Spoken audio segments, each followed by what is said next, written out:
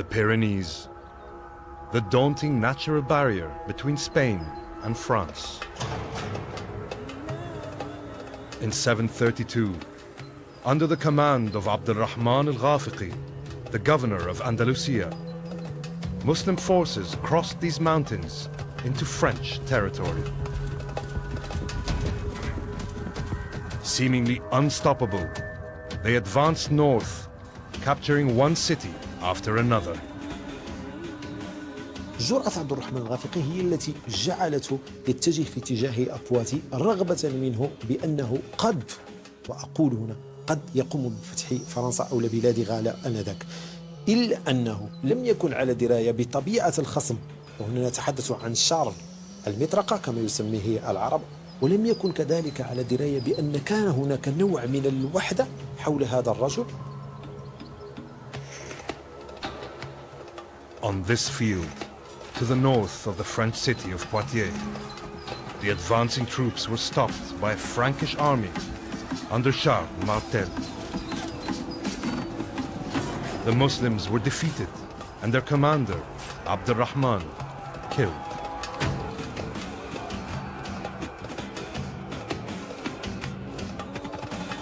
Muslims remember this battle as the Martyrs' Yard, but European history knows it as the Battle of Tours, a victory that stopped the northern spread of Islam and saved Christian Europe.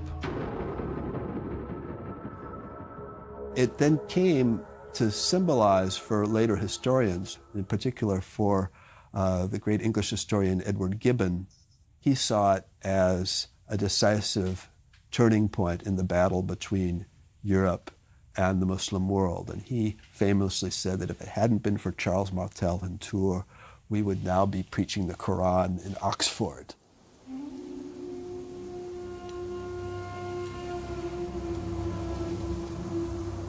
This defeat in Europe in the reign of the 10th Umayyad Caliph, Hisham, brought an end to Umayyad invincibility.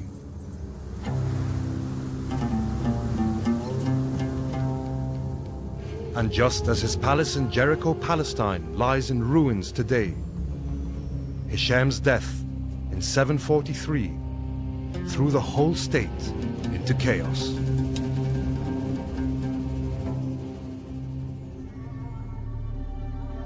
After almost 2 years of Umayyad family infighting over the caliphate, Marwan II emerged as the 14th and last Umayyad caliph. ثم جاء في الأخير مروان بن محمد كان قد يعني اتسع الفتق ولا يستطيع أن يرقيه.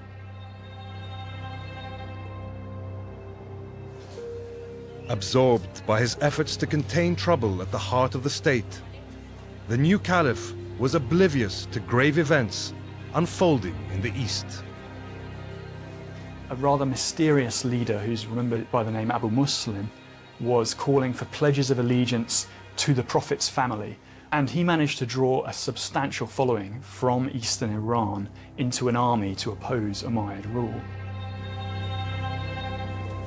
The rebel army marched westward and captured Kufa in Iraq.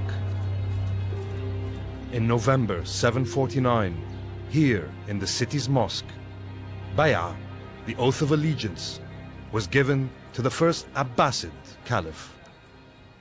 They proclaimed a man as caliph called Abu al-Abbas as-Safah, and he was a descendant of one of the Prophet Muhammad's uncles, and he based his claim to the caliphate on that kinship with the Prophet Muhammad.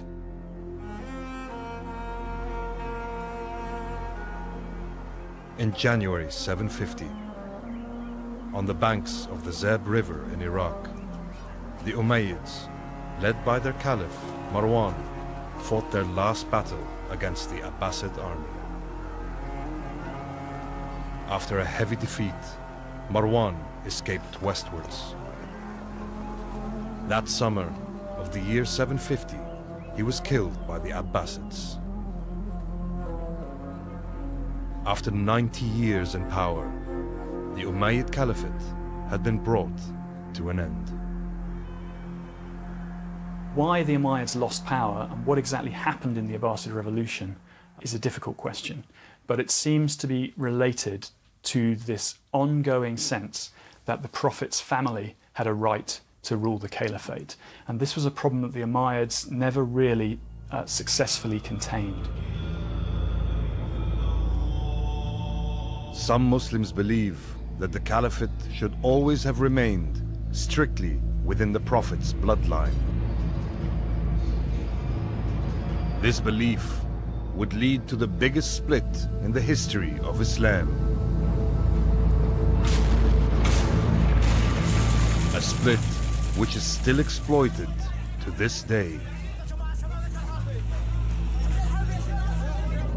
The centuries-old divide between Sunni and Shia.